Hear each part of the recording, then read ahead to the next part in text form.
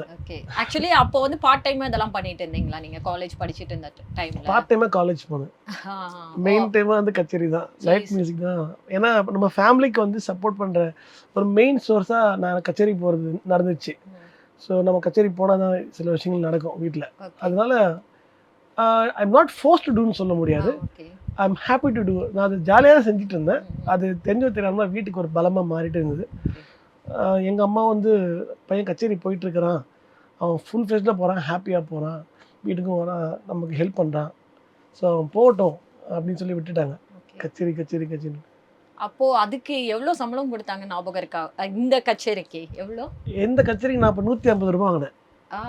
எத்தனை பாடல்கள் பாடினாலும் 150 ரூபா தான் ஒரு கச்சேரி. முதல்ல நான் வாங்கின பேமெண்ட் வந்து 20 ரூபா, 20 rupees நான் பேமெண்ட் வாங்கினேன்.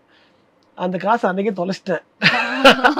தொலைச்சிட்டு அப்போ வந்து ஐ எம் ஜஸ்ட் லைக் ஒரு 13 years 14 years பாய். அப்போ நான் அப்போது உட்காந்து அழுதுட்டு இருந்தேன் மண்டபத்தில்.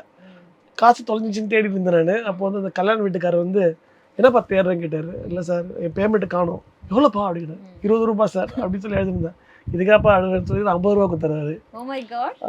ஸோ அதெல்லாம் ஆரம்பிச்சுது. சார் பேரில் அந்த டைமில் வந்து 150 அந்த ரேஞ்சு ஆகிட்டு இருந்தேன் நான்.